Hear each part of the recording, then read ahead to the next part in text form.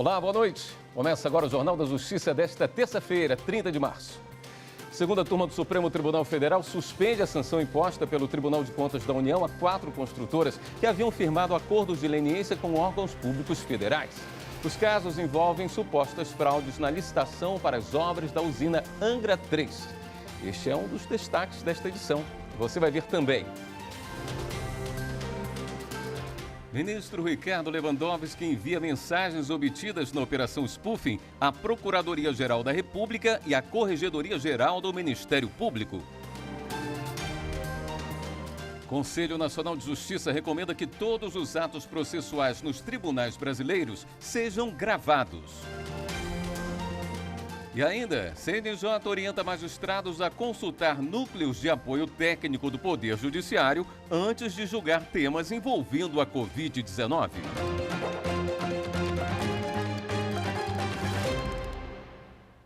A segunda turma do STF suspendeu a sanção imposta pelo Tribunal de Contas da União a 4 construtoras que haviam firmado acordo de leniência com órgãos públicos federais. Os casos envolvem supostas fraudes na licitação para as obras da usina Angra 3. Até então, haviam votado o relator ministro Gilmar Mendes, que decidiu pela suspensão da sanção de inidoneidade e da consequente proibição de as empresas contratarem com o poder público. E o ministro Edson Fachin, que divergiu parcialmente. Ele considerou que as situações são distintas em cada caso e acompanhou o relator somente no processo em que o acordo de leniência foi firmado antes da decisão do TCU. Nos mandados de segurança, as construtoras sustentaram que a aplicação da sanção, enquanto perdurarem os respectivos acordos, impede que eles sejam cumpridos, já que prevêem a não punição pelo TCU. O julgamento foi retomado com o voto do ministro Nunes Marques, que ressaltou que a ameaça de grave sanção pode afastar o incentivo aos acordos de leniência. Ele, então, o relator para vedar a sanção de inidoneidade contra as empresas. E considerando que a sanção de inidoneidade para participar de licitações da administração pública causa severas consequências na saúde financeira de qualquer empresa e exige deste tribunal cuidado especial na sua aplicação, entendo que as razões apresentadas pelo atual titular da Secretaria de Recursos são suficientes para reformar o acordo recorrido. A ministra Carmen Lúcia divergiu parcialmente do relator, seguindo a mesma linha do voto do ministro Edson Fachin. No mandado de segurança 36.496, peço vênia a Vossa Excelência para, neste caso, votar pela denegação da segurança, em que pese ter havido entabulação de negociações para que se chegasse a este acordo, o acordo não tinha sido firmado, ele é posterior. Já o ministro Ricardo Lewandowski acompanhou o relator. Com isso, por maioria, a segunda turma decidiu suspender a sanção de inidoneidade às construtoras por supostas fraudes na licitação para obras de Angra 3. Concedida as ordens nesses termos, vencidos parcialmente o ministro Fachin e a ministra Carmen Lúcia, em relação aos mandados de segurança 36173, 36496 e 36526. Também foi julgado um habeas corpus em que se discute a remissão de dias da pena de uma condenada que foi aprovada no Exame Nacional para certificação de competências de jovens e adultos. A defesa pedia a remissão de 177 dias e não 88 dias, como definida pelo juízo de execução. O ministro Ricardo Lewandowski atendeu ao pedido da defesa. O plenário, por unanimidade, acompanhou o entendimento do relator. Se deve tomar como parâmetro para fins de remissão da pena pelo estudo a carga horária prevista na Lei 9.394 de 1996. Com efeito, concluo que a paciente faz jus à remissão decorrente da aprovação, aplicando-se o total de 1.600 horas de estudo e não de 800 horas, como foi fundamentado na decisão agravada do Tribunal de Justiça local. O ministro Marco Aurélio Mello, decano do Supremo Tribunal Federal, informou que vai se aposentar no dia 5 de julho, uma semana antes de completar 75 anos. No ofício enviado à presidência da Corte, o ministro diz que deixará a função alguns dias antes da aposentadoria compulsória para ter mais segurança sobre os proventos. Marco Aurélio tem 42 anos de serviços prestados ao país, sendo mais de 30 no Supremo. O ministro Ricardo Lewandowski, do STF, encaminhou as mensagens obtidas na Operação Spoofing ao Procurador-Geral da República, Augusto Aras, e à Corregedora-Geral do Ministério Público, Elisete Maria dos Santos. A decisão foi tomada no âmbito de uma reclamação movida pela defesa do ex-presidente Lula.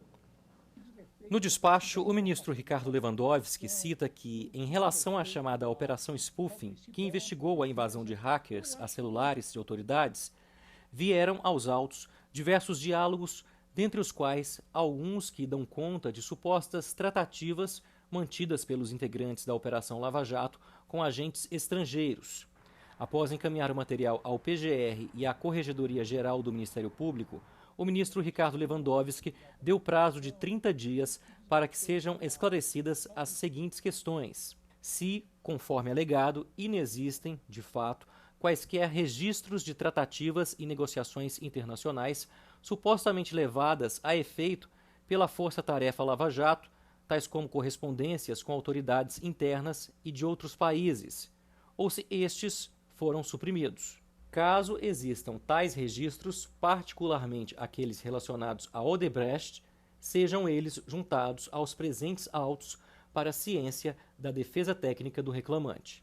Em novembro do ano passado, o ministro Ricardo Lewandowski já havia julgado procedente um pedido da defesa do ex-presidente Lula e determinado à 13ª Vara Federal em Curitiba que liberasse aos advogados o acesso a todos os elementos de prova e demais dados contidos no acordo de leniência da Odebrecht.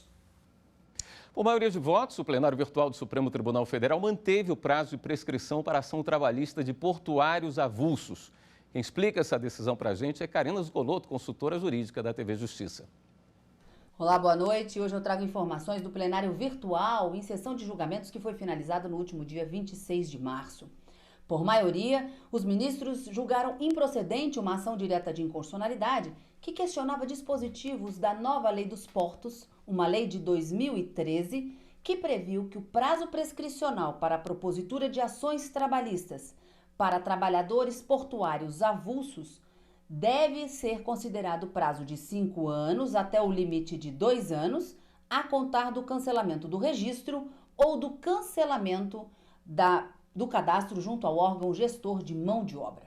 Prevaleceu o voto do ministro Edson Fachin, para quem esses trabalhadores avulsos portuários mantêm um vínculo permanente com esse órgão gestor e que o TST vem aplicando o entendimento de que esse prazo prescricional deve se iniciar a partir do cancelamento do registro. Nesse sentido, votaram a maioria dos ministros pela improcedência da ação direta de inconstitucionalidade, ficando vencidos apenas ministro Gilmar Mendes e ministra Carmen Lúcia, para os quais esse dispositivo violaria a Constituição Federal. O principal argumento da autora trazido nessa ação é de que esses trabalhadores avulsos não possuem qualquer vínculo e que não poderia ser estendido a eles o mesmo prazo prescricional previsto na Constituição para os trabalhadores comuns, para quem o prazo prescricional começa a ser contado a partir da extinção do contrato de trabalho. Mas os ministros, como eu disse, por maioria, mantiveram esse prazo prescricional e esse marco inicial para a contagem do prazo. Cancelamento, mais uma vez, o cancelamento do registro ou o cancelamento do cadastro junto ao órgão gestor de mão de obra. Outras informações do plenário virtual e das decisões do Supremo você confere aqui na TV Justiça.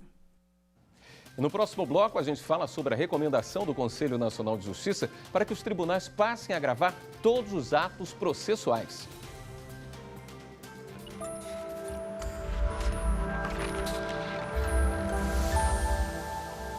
Foi por meio da Constituição Cidadã, como foi denominada por Ulisses Guimarães, que o povo se viu pela primeira vez protegido, seja pela inserção de direitos fundamentais, seja pela estrita divisão dos poderes no âmbito estatal, ou até mesmo pela inclusão de cláusulas pétreas, ou seja, a partir daquele momento, não importasse qual governo tomasse o poder, os direitos ali garantidos nunca mais poderiam ser suprimidos.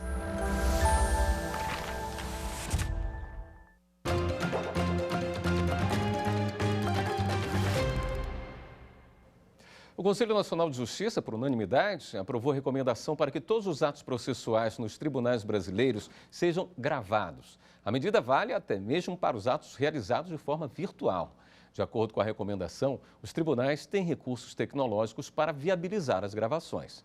A proposta acolhida pelo CNJ foi apresentada pelo presidente da OAB em Santa Catarina, com a justificativa de proteger os direitos de todas as partes envolvidas no processo.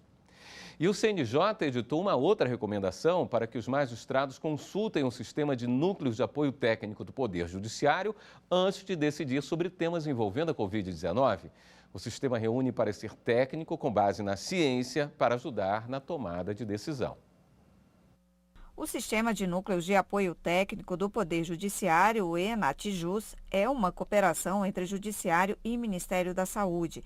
Ele é um banco nacional de pareceres que oferece informações aos tribunais com base científica nas ações relacionadas à saúde, dando maior segurança aos magistrados para melhor decidir sobre o tema nesse período de calamidade pública em razão do coronavírus. Na recomendação aos tribunais, o Conselho Nacional de Justiça destaca o respeito à independência dos magistrados, mas alerta que o momento é de crise com falta de pessoal e recursos como leitos, oxigênio e vacina. Por isso, pede cautela na realização de intimações e fixação de sanções pessoais como multa e prisão de gestores de saúde. A recomendação afirma que é preciso cuidado também nas demandas que tratam de pedidos de leitos e UTIs, questionamentos sobre decretos locais para conter a pandemia e preços abusivos de bens e serviços necessários ao enfrentamento da Covid-19. O sistema, com serviços de profissionais de saúde que avaliam demandas de urgência, está disponível 24 horas por dia e 7 dias na semana para orientar os juízes. O objetivo é reduzir o número de decisões conflitantes sobre temas semelhantes e evitar a judicialização do combate à pandemia. O presidente do Supremo, o ministro Luiz Fux, prorrogou até 30 de setembro as medidas preventivas à Covid-19 no tribunal. A decisão entra em vigor no próximo dia 1º de abril. Fux levou em conta a necessidade de manutenção por longo prazo das medidas de distanciamento com a redução na circulação de pessoas e de prevenção ao contágio pelo coronavírus. O trabalho remoto pelos servidores será mantido em todas as atividades compatíveis. Os prestadores de serviço também poderão trabalhar remotamente desde que as atividades permitam esse formato e mediante formalização em contrato. Já as atividades relacionadas aos serviços internos essenciais incompatíveis com o teletrabalho devem ser reduzidas ao nível mínimo necessário para a sua manutenção. Os servidores com mais de 60 anos e os que têm comorbidades que desempenhem tarefas incompatíveis com o trabalho remoto poderão exercer outras funções nesse formato enquanto perdurarem os efeitos da resolução. De acordo com pesquisa realizada no fim do ano passado, a adoção do teletrabalho tem sido eficiente para garantir a atuação das unidades do STF com impactos positivos na administração. Também foi levado em conta o incentivo ao acesso à justiça digital e a transformação do STF em um tribunal 100% digital. A ministra Rosa Weber, do STF, marcou audiência de conciliação virtual para discutir a reabertura de leitos de terapia intensiva em 5 estados. O encontro, na próxima semana, vai ter a participação de representantes da União e dos governos da Bahia, Maranhão, Piauí, Rio Grande do Sul e São Paulo. O assunto são as ações que tramitam no Supremo de relatoria da ministra sobre a reabertura de vagas de UTI nos estados custeadas pelo Ministério da Saúde. Em março, Rosa Weber determinou que o Ministério restabelecesse imediatamente os leitos destinados ao tratamento da Covid-19 pagos com recursos federais até o fim do ano passado e que foram reduzidos em janeiro e fevereiro deste ano. O Tribunal Regional do Trabalho da Paraíba determinou que um plano de saúde pague a maior parte do remédio mais caro do mundo a um bebê de 10 meses. A criança sofre de uma doença degenerativa que pode levar à morte. Heitor, de 10 meses, nasceu com uma doença que provoca a morte dos neurônios motores e a perda da capacidade de engatinhar, andar, usar as mãos, comer e respirar. É a atrofia muscular espinhal, também conhecida pela sigla AME. O bebê tem uma rotina de tratamento bem difícil. Ele tem atendimento de home care 24 horas, atendimento e acompanhamento de enfermagem. Ele também faz fisioterapia 3 vezes por dia. Ele também faz fono todos os dias, fonoterapia. E também faz terapia ocupacional 2 vezes por semana. A rotina dele é bem puxada. A mãe conta que todo o tratamento de Heitor é feito pelo SUS. Mas para interromper a progressão da doença, a criança precisa de um remédio, o Zolgensma, tomado em dose única. É conhecido como o remédio mais caro do mundo. Chega a quase 9 milhões de reais. Esse medicamento ele não é fornecido pelo SUS.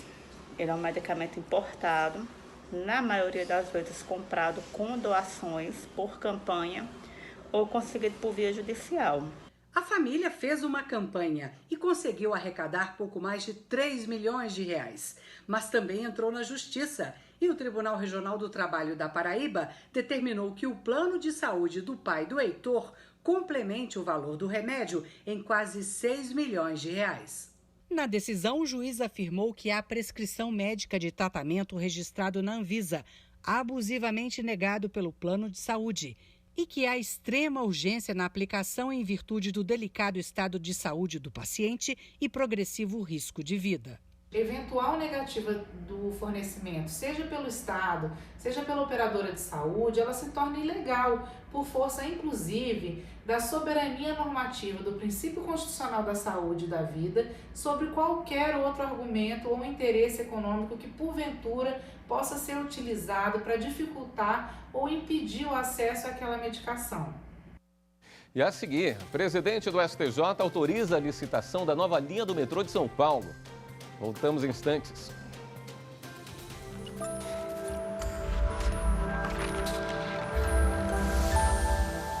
Para que possamos defender o cidadão, para que possamos viver bem no regime democrático de direito, a Constituição Federal deve sempre ser elevada. E é dever de todo cidadão, de todo o Estado e de todas as instituições guardar todo esse texto constitucional, bem como aplicá-lo no dia a dia.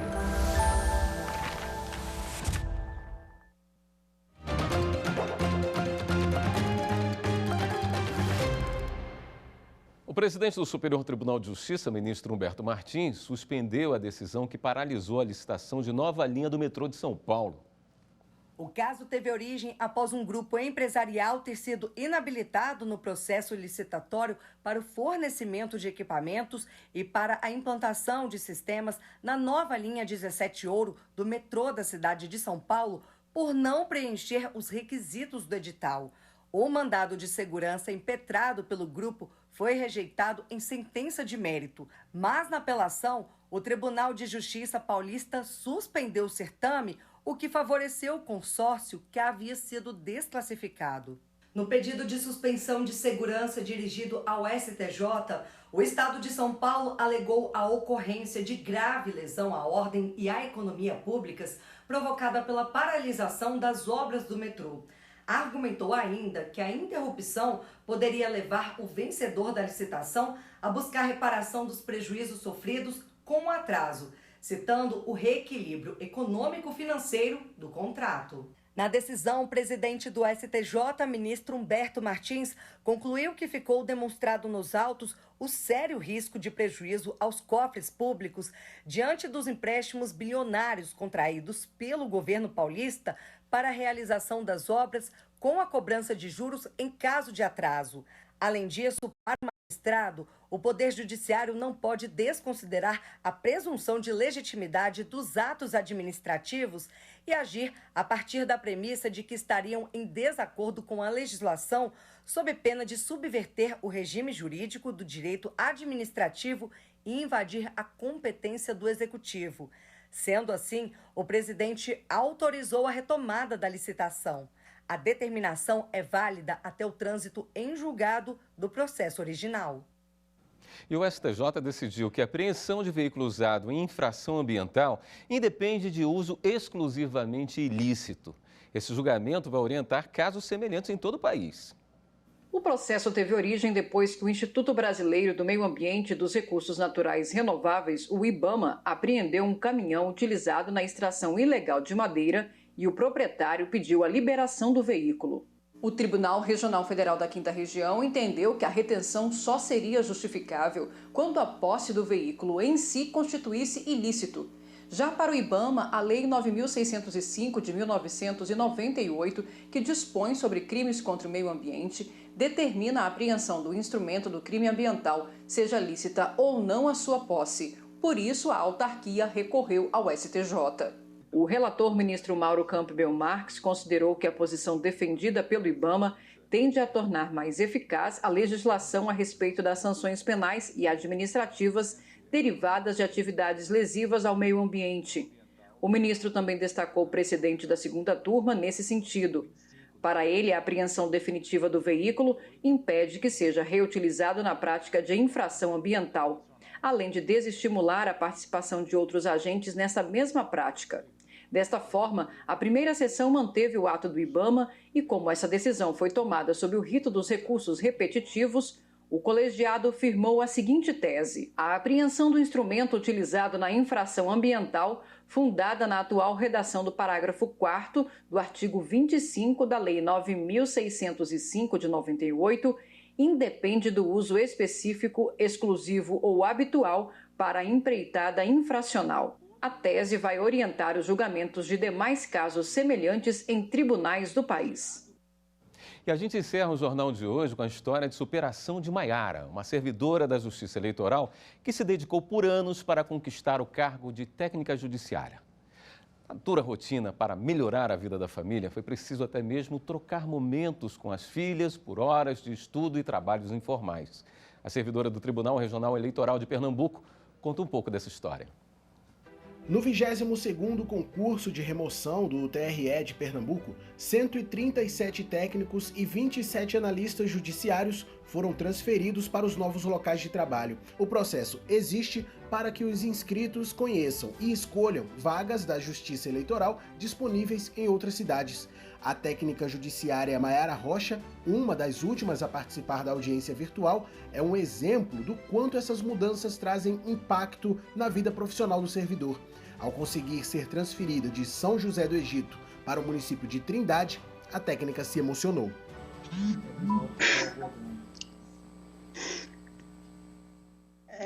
Então eu vou para Trindade. E parabéns. Eu tô indo para fazer a diferença, de coração mesmo. A emoção não é para menos. Maiara tomou posse na Justiça Eleitoral em janeiro deste ano. A batalha por uma vaga foi longa. Tudo começou em 2012, quando ela ainda nem sabia o que era um concurso público. Como é que você descobriu o que era um concurso público? Foi uma coisa bem do acaso, assim, a gente pode dizer, né? Engraçado. Eu estava no ônibus, aí eu vi uma pessoa com uma apostila de concurso, de cursinho, e perguntei o que seria aquilo. E aí ele me explicou que você fazendo uma prova, você era aprovado para trabalhar no órgão, ele me explicou. Dali para frente, a trajetória ainda teria muitos desafios, mas com o apoio do marido Claudinei e muito esforço, ela conseguiu o sonhado cargo de técnica judiciária.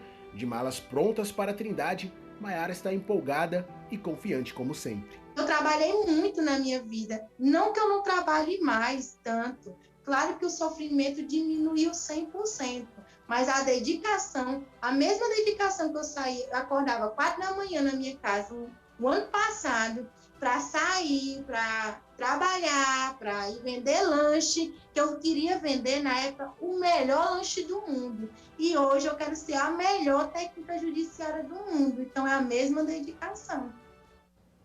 Esta edição do Jornal da Justiça fica por aqui. Uma boa noite para você. Até amanhã.